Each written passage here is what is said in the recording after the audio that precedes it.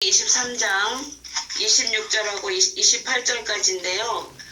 제목은 절기에 나타난 초림과 재림입니다.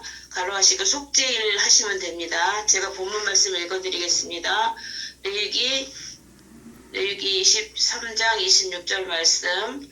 여호와께서 모세에게 일러 가라사대 7월 10일은 속죄일이니 너희에게 성회라. 너희는 스스로 괴롭게 하며 여호와께 화제를 드리고 이날에는 아무 일도 하지 말 것은 너희를 위하여 너희 하나님 여호와 앞에 속죄할 속죄일이 됨이니라. 이는 하나님의 말씀이니라. 아멘. 네. 목사님 말씀 주실 때 많은 은혜 받으시기 바랍니다. 예, 오늘은 속죄일인데요. 속죄일은 7대 절기 중에 6번째 절기입니다. 이 속죄일에는 이스라엘 백성이 모든 죄를 1년에 한 번 속함을 받는 아주 중요한 날입니다.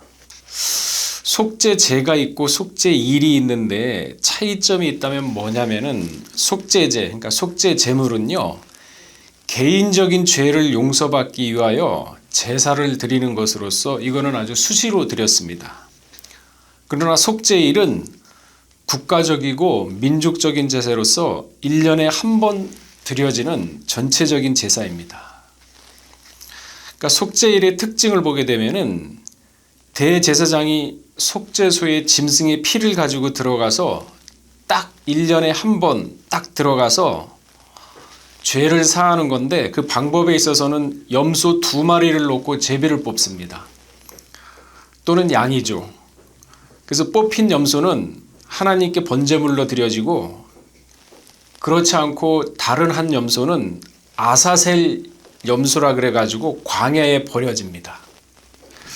이렇게 해가지고 이스라엘 백성이 모든 죄를 사해주는 거죠. 속죄일에는 그러면은 어떠한 죄를 사함을 받습니까? 2가지 죄를 사함을 받습니다. 첫 번째로 하나님의 관계에 있어서 신앙적 범죄에 대한 국민적인 회개, 그러니까 하나님의 관계에 있어서 신앙적으로 범죄한 것에 대한 회개를 받는 거죠. 속죄를 받는 거죠. 2번째는 이웃과의 관계에서 지은 모든 죄를 이날은 속죄를 받게 되는 겁니다. 그러니까 십계명에도 대신계명하고 대인계명이 나오죠. 대신계명, 대인계명. 이 하나님과의 관계, 인간의 관계에 지은 모든 죄를 속죄받는, 1년에 한 번 속죄받는 날이 속죄일입니다. 아사셀 염소는요, 예수님을 예표를 하거든요. 예수님이 예루살렘 안에서 돌아가신 게 아니라 예루살렘 성 밖에서 골고다, 광야에서 돌아가신 거지 않습니까? 십자가. 히브리 9장 28절에 보게 되면은요,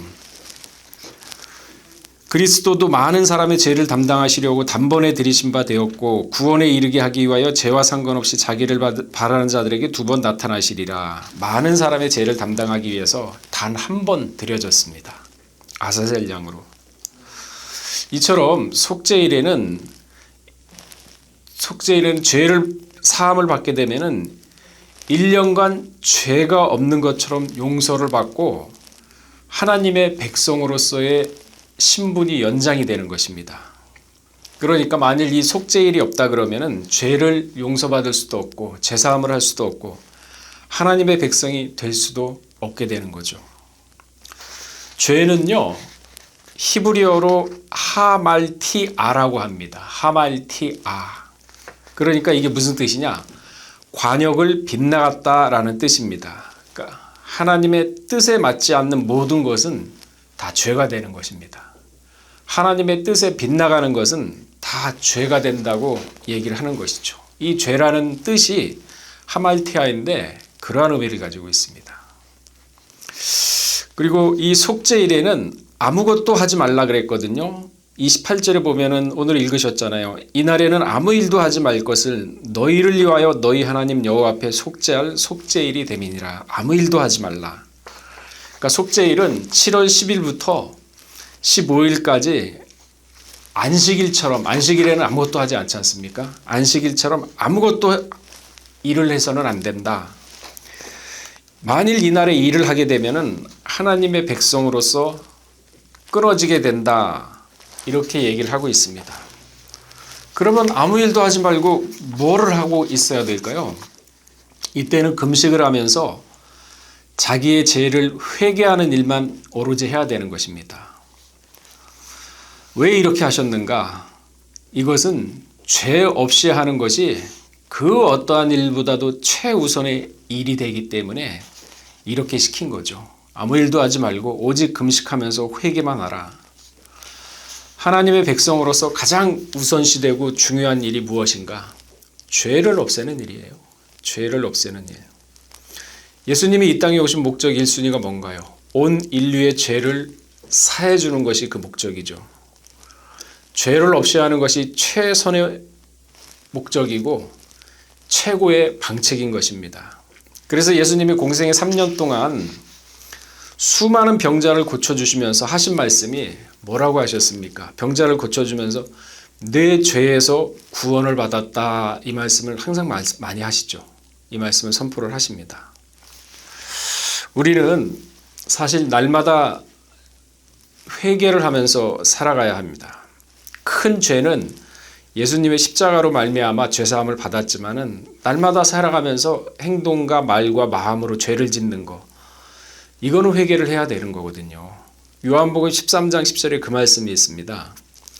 예수께서 가라사대 이미 목욕한 자는 발밖에 씻을 필요가 없느니라. 온몸이 깨끗하니라. 이미 목욕한 자는 발밖에 씻을 필요가 없다 그랬습니다. 이 발은요, 사람의 혈기를 나타냅니다. 사람의 의지, 사람의 생각. 그러니까 죄 지은 거, 그거를 갖다가 날마다 회개를 하라, 그거를 말하는 것입니다. 지금. 자, 속죄일은 7월 10일인데요. 이날은 모세가 십계명을 가지고 시내산에서 내려온 날입니다. 출애굽기 34장 29절에 그 말씀이 있죠. 이때 모세가 내려왔을 때 얼굴에 광채가 났다 그랬습니다. 얼굴에 광채가 났다. 빛날 광이죠. 그러나 이 광채가 나는 얼굴을 모세 본인은 깨닫지 못하고 백성들 앞에 서자 백성들이 모세를 두려워해서 피했다고 했습니다. 이에 모세가 아론과 회중의 어른들을 갖다가 자신 앞으로 오게 한 후에 그들과 대화하는 모습을 보고 백성들이 그때서야 마음의 안도를 하고서 가까이 왔다고 출애굽기 34장 30절에는 말씀을 하고 있습니다. 이때 모세의 얼굴에 광채가 났다는 것은 보이는 태양빛이 아니라 하나님의 영광이 그 얼굴에 드러났다라는 뜻입니다. 그러니까 모세의 얼굴에 하나님의 영광이 나타난 겁니다. 그러자 이 모세는요, 그 영광을, 그 광채를 갖다 백성들이 보지 못하게 수건으로 가렸다고 했어요. 출애굽기 34장 33절에 수건으로 가렸다. 고린도후서 3장 13절에서는요, 사도 바울은 이 모세의 광채에 대해서 말하기를 장차 사라질 영광이라 그랬습니다. 곧 율법의 영광이라고 했습니다.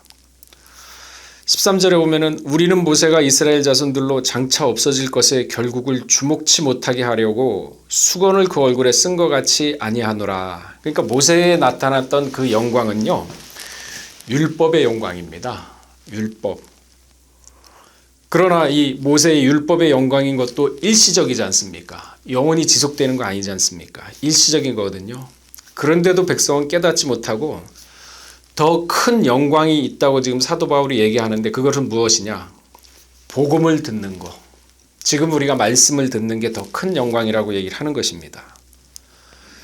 이 수고이란 것은 예수 안에서 없어질 것인데 이 유대인들에게는 예수를 보고도 그 수건이 심령이 덮였기 때문에 예수 그리스도를 영접하지 못하고 알아보지 못한 거죠. 율법의 차원에서 넘어가지 못했던 거죠. 여기에 대해서 사도 바울은요, 고린도후서 3장 6절에서 9절 말씀에 보게 되면은 또 우리로 새 언약의 일꾼 되기에 만족해 하셨으니, 여기 새 언약이라는 것은, 새 언약의 일꾼이라는 얘기는 예수 그리스도의 복음을 전파하는 사도의 사명을 얘기하는 겁니다. 율법의 시대는 이제 완전히 이루어졌다. 그리고 이제 새 술은 새 푸대에 넣어야 된다 해가지고 이 복음 전하는 일꾼, 새 언약의 일꾼이라고 얘기하고 있는 것이죠. 근데 이 복음은요, 의문으로 하지 않고 의문으로 하지 않고 오직 영으로 함이니. 아담이 코에 생기를 불어넣으니 생령이 되었다 그랬거든요. 생령. 그런데 생령보다 한 차원 더 높은 것이 뭐냐면 영입니다. 신령한 영이에요. 근데 이 영으로 함이니 의문은 죽이는 것이요 영은 살리는 것임이라 그랬습니다. 돌에 써서 새긴 죽게 하는 의문의 직분도 영광이 있어. 돌에 썼다는 얘기는 모세가 십계명을 쓴 거 아닙니까? 십계명을 써가지고 그 율법의 사명을 감당하는 직분도 영광이 있다 그랬습니다. 얼굴에 광채가 났잖아요. 이스라엘 자손들이 모세의 얼굴이 없어질 영광으로 인하여 그 얼굴을 주목하지 못하였거늘 하물며 영의 직분이 더욱 영광이 있지 아니하겠느냐. 그러니까 목사 장로도 그렇지만은 권사 집사도 그렇지만은 직분자들 그 영광이 더욱더 모세의 얼굴에 광채난 것보다 더 영광이 있다고 지금 사도 바울이 고린도후서 3장 6절에서 9절에는 말씀하고 있는 겁니다. 정죄의 직분도 영광이 있은즉 의의 직분은 영광이 더욱 넘치리라 그랬습니다. 율법의 옛 언약은 잠시 잠깐 있다가 사라지지만요. 새 언약의 영광은 잠시 있다가 사라지는 것이 아니라 영원히 하나님 앞에서 기억이 된다고 했습니다. 수건이 벗겨져야지, 마음속에 심령의 수건이 벗겨져야지 의문이 생기지 않고 말씀을 받아들일 때 영으로 받아들이게 되면은, 그렇게 되면은 우리의 형상이 하나님의 아들의 형상으로 바뀐다고 고린도후서 3장 18절에는 말씀하고 있습니다. 우리가 다 수건을 벗은 얼굴로 거울을 보는 것 같이 주의 영광을 보매 저와 같은 형상으로 화하여 저와 같은 형상으로 변한다는 얘기거든요. 영광으로 영광에 이르니 곧 주의 영광으로 영으로 말미암느니라. 그래서 그리스도의 영이 있는지 없는지 시험해 보라 그러지 않습니까? 그게 없다 그러면 그리스도의 사람이 아니라 그랬거든요. 자, 7월 10일 십계명을 가지고 내려왔을 때 모세의 얼굴에 광채가 나는 날이었습니다. 그러니까 이날은 금송아지 죄의 용서를 받은 날입니다. 십계명은요 2번 받았습니다. 첫 번째는 하나님이 직접 돌을 깎으시고 손수 그 계명을 쓰심으로 40일 금식 후에 받아왔으나 이스라엘 백성들이 모세가 산에서 더디 내려오는 걸 보고 금송아지를 만들어서 우상 숭배를 하자 이 하나님이 직접 깎고 친히 쓰신 십계명을 깨트려 버렸죠. 출애굽기 32장 1절에 그 말씀이 있죠. 이때가 그러니까 첫 번째 받은 십계명이 언제냐? 4월 17일 목요일이죠. 목요일에 일어난 사건입니다. 그러니까 6차 시내산 등정한 후에 십계명을 받아왔는데 이 십계명이 깨트려진 거죠. 그리고 이틀 후인 5월 30일 목요일에 이틀 후가 아니죠. 5월 30일 4월 18일에서 5월 30일 목요일에 다시 8차 등정을 한 후에 40일의 금식 기도를 마치고 7월 10일 날 두 번째 십계명을 받아서 내려오는 것입니다. 이 7월 10일이 속죄일인 것이죠. 이때 금송아지 숭배 제에 용서를 다 해주신 것입니다. 모세를 통해서 죄를 용서하신다는 것은 이것은 예수님을 예표를 하거든요. 예수님을 통하여 온 인류의 죄가 용서된다는 것을 모세를 통해서 보여주는 것이죠. 그러니까 온 인류는 예수님의 십자가의 피로 완전 목욕을 한 것입니다. 그러나 아까도 말씀드렸듯이 살아가면서 크고 작은 죄들이 있을 거예요. 생각으로 지은 거, 마음으로 지은 게. 이것들은 다 하루하루 회개를 하면서 용서를 받아야 되는 거죠. 속죄소에 들어가서 아까 짐승의 피를 가지고 속죄소에 들어가서 죄를 갖다 용서받는다 그랬는데 이 속죄소는요. 죄가 용서받는 장소인 것입니다. 짐승을 잡아서 그 피를 시온소에 드리고 이때 하나님은 그거를 흠양하시고 이스라엘 죄를 용서해 주시는 것입니다. 그래서 속죄에는 반드시 피가 있어야 됩니다. 또한 이 속죄소는 하나님이 임재해 계신 곳입니다. 그렇기 때문에 대제사장도 1년에 딱 한 번 짐승의 피를 가지고 속죄소에 들어가서 죄사함을 받아야 합니다. 이건 규칙입니다. 이거는 법입니다. 이처럼 성전에서 가장 중심이 되는 것은 바로 속죄소입니다. 그 속죄소에는 법궤가 있죠. 근데 이 크게 보게 되면 이 성막은요, 천국으로 가는 길을 사실 우리에게 보여주고 있거든요. 성막을 우리가 많이 그림을 보셔서 아시겠지만 성막에 들어가기 위해서는 반드시 동쪽 문을 통과를 해야 됩니다. 문은 예수님이라고 요한복음 10장 1절에는 말씀하고 있거든요. 내가 진실로 너희에게 이르노니 양의 우리의 문으로 들어가지 아니하고 다른 데로 넘어가는 자는 절도며 강도라 그랬습니다. 요한복음 10장 7절에도요. 예수께서 다시 이르시되 내가 진실로 진실로 너희에게 말하노니 나는 양의 문이라 그랬습니다. 문은 예수님을 상징합니다. 오직 예수. 그러니까 예수가 없다면은 구원받을 수가 없습니다. 오직 예수를 통해서만 구원받을 수가 있는 것입니다. 근데 요즘 뭐 유튜브며 이렇게 TV를 보게 되면은 종교 다원주의라고 많이 얘기들 합니다. 그러니까 이게 무슨 얘기냐? 다른 종교에도 구원이 있다. 다른 종교도 올라가다 보면은 하나님을 만난다 하면서 교묘하게 유혹을 하죠. 그러면서 종교 통합을 외치는 악한 세력들이 지금 판을 치고 있습니다. 그러나 성경은 그렇게 안 돼 있거든요. 오직 예수라 그랬거든요. 고린도전서 3장 11절에 보게 되면요. 이 닦아둔 것 외에 능히 다른 터를 닦아둘 자가 없으니 이 터는 곧 예수 그리스도라. 그러니까 예수가 아니면 구원받을 수가 없는 거예요. 사도행전 4장 11절하고 12절에도 보게 되면요. 이 예수는 너희 건축자들의 버린 돌로서 집 모퉁이의 머릿돌이 되었느니라. 다른 이로서는 구원을 얻을 수가 없나니. 예수 없이는 구원을 받을 수가 없다. 전 인류는 예수 없으면 구원을 못 받습니다. 천하인간의 구원을 얻을 만한 다른 이름을 우리에게 주신 일이 없다 그랬습니다. 천하인간의 구원을 얻을 만한 다른 이름을 우리에게 주신 일이 없다. 오직 예수라 그랬습니다. 그러니까 산을 갔다가 올라가면 길은 여러 가지다. 그러나 정상에 올라가면 다 하나서 만나지 않느냐 아주 교묘하게 얘기를 하거든요. 그렇지 않습니다. 오직 예수입니다. 또한 동문을 통과하고 난 다음에는 반드시 번제단을 통과를 해야 됩니다. 번제단은 희생의 제물을 드려서 죄를 사하는 장소죠. 이것은 예수님이 골고다 언덕에서 번제단을 드려진 것을 얘기하는 겁니다. 그러니까 십자가 죄사함이 있다는 것을 보여주는 것이죠. 또한 이 번제단을 지나게 되면 물두멍이 있습니다. 이 물두멍은요, 제사장의 손발을 씻는 곳입니다. 그러니까 곧 자범죄, 우리가 살아가면서 지은 죄, 회개를 해야 된다는 걸 보여주고 있죠. 에베소서 5장 26절에 그 말씀이 있습니다. 이는 곧 물로 씻어 말씀으로 깨끗하게 하사 거룩하게 하시고 회개 없이는 하나님 앞에 설 수가 없다는 얘기죠.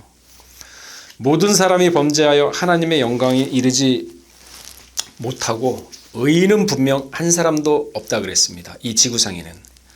그러니까 이 지구상의 인류는 죄값의 사망 아래 놓여서 예수님의 십자가 보혈로 목욕을 하지 않으면 헤어나올 수가 없어요.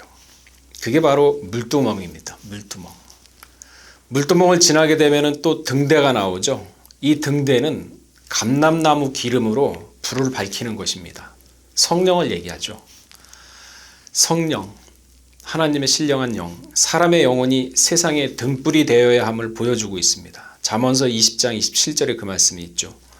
사람의 영혼은 여호와의 등불이라 그랬습니다. 사람의 깊은 속을 살핀다 그랬습니다. 그러니까 흑암으로 가득 찬 이 세상에서 우리 성도의 영혼은 밝게 빛나야 합니다. 에베소서 5장 8절에 그 말씀이 있죠. 너희가 전에는 어둠이었더니, 그러니까 복음 받기 전에는 예수도 모르고 하나님도 몰랐지 않습니까? 죄가 뭔지도 몰랐었고, 너희가 전에는 어둠이더니 이제는 주 안에서 빛이라. 빛의 자녀들처럼 행하라. 이게 등대입니다. 또한 다섯 번째는 떡상이죠. 생명의 떡이신 예수님을 의미합니다. 떡은 곧 말씀을 얘기합니다. 그러니까 성도는 말씀대로 사는 삶, 말씀을 전파하는 삶을 살아야 된다고 알려주는 것이죠. 마지막 성도의 사명은요, 말씀을 전파하면서 수많은 영혼을 하나님께 돌려야 하는 그러한 사명을 가지고 있습니다. 그러니까 성막에는 이렇듯 다양한 기구들이 있고 다양한 모습들이 있지만은 이게 나타나는 것들이 다 의미가 있다는 거죠. 그리고 떡상을 지나게 되면 향단이 있습니다. 기도를 말하죠. 기도. 지금도 예수님은 하나님의 보좌 우편에서 우리를 위해서 중보 기도를 해주시고 계십니다. 사실 이 기도는요, 하나님이 자녀들에게 주신 특권입니다. 예수님도 일평생 기도로서 살다가 기도로서 끝내고 공생애를 마치신 분 아니겠습니까? 기도, 특권입니다. 진심으로 매달리고 하나님을 의지하는 기도는 반드시 그 기도에는 응답이 있습니다. 그러나 사람이 중간에 포기를 하니까 응답을 못 받는 거죠. 기도는 특권입니다. 그리고 마지막으로 7번째는 속죄소에 들어가는 것이죠. 속죄소에는 법궤가 있습니다. 그리고 짐승의 피가 있습니다. 속죄소가 그 안에 귀한 것은 그 안에 바로 법궤가 있기 때문입니다. 이 속죄소에 들어가는 것이 바로 천국을 상징하는 것이죠. 천국. 그리고 휘장, 속죄소에 있는 휘장은 예수님의 몸을 상징하는 것입니다. 육신이죠. 법궤는 하나님의 임재를 상징하는 것이죠. 그리고 그 안에 조각목이 있는데 금으로 씌었다 그랬거든요. 조각목은 예수님의 인성이고 금으로 씌웠다는 것은 신성을 얘기를 하는 겁니다. 법궤 안에 두 돌판이 있는데 십계명이지 않습니까? 교회의 기초석 대신 예수님을 상징하고 아론의 쌍난 지팡이는 부활을 얘기하는 것입니다. 만나는 생명의 떡 대신 복음, 예수님을 상징하죠. 성막의 불기둥은 하나님의 임재를 역시 상징하고 있습니다. 그러니까 대제사장일지라도 죄가 있다면 속죄소에 못 들어가거든요. 죄가 있으면 속죄소에 들어갈 수가 없습니다. 그러니까 죄 있는 사람은 천국에 못 들어가죠. 이거는 천국이 완벽하고 완전하다는 것을 알려주고 있습니다. 계시록 21장 27절에 보게 되면은 무엇이든지 속된 것이나 가증한 일 또는 거짓말하는 자는 결코 그리로 들어오지 못하되 오직 어린 양의 생명책에 기록된 자들 뿐이라 그랬습니다. 속된 것이나 가증한 것, 거짓말하는 자는 못 들어온다 그랬습니다. 오직 생명책에 기록된 자만이 들어올 수 있다. 그래서 발과 손을 부지런히 씻어야 되죠. 성도는 구원받았다 할지라도 사실 죄로 오염된 이 세상에서 어찌 죄를 짓지 않고 살 수가 있겠습니까? 그래서 하나님이 회개의 통로를 주신 거죠. 말씀으로 거룩해지고 기도로 거룩해지고 회개함으로 죄를 씻어내는, 그래서 회개의 통로를 주신 겁니다. 계시록 7장 14절에 보게 되면요, 내가 가로되 내 주여 당신이 알리이다 하니 그가 나더러 이르되 이는 큰 환난에서 나오는 자들인데 어린 양의 피에 그 옷을 씻어 희게 하였느니라 그랬습니다. 환난에서 나온 흰옷 입은 무리들, 회개한 자들이죠. 그 행위가 깨끗한 자들을 말하는 것입니다. 이러한 자들만이 천국에 들어갈 수 있다는 얘기죠. 속죄일 7월 10일 모세가 두 번째 십계명을 가지고 내려오면서 얼굴에 광채가 난 날. 그러나 그 광채, 율법의 영광도 이스라엘 백성이 봤을 때 두려워서 떨었는데 사도 바울은 그 영광조차도 일시 동안 있는 거지 영원치 않다. 그러면서 새 언약의 일꾼된 우리, 복음을 받은 우리가 모세의 강채보다 더 큰 영광이 있다는 것을 오늘 속죄일을 통해서 사도 바울은 알려주고 있는 것입니다. 제1 목적이 바로 죄사함 받는 게 가장 큰 목적입니다. 오늘 속죄일을 통해서 다시 한번 우리의 과오를 생각해보고 잘못한 부분이 있다면 회개하고 잘한 부분이 있다면 감사하면서 하루하루가 거룩한 삶을 사는 우리 모두 3대 교구 되시기를 주의 이름으로 축원하겠습니다. 다 같이 기도하겠습니다. 7월 10일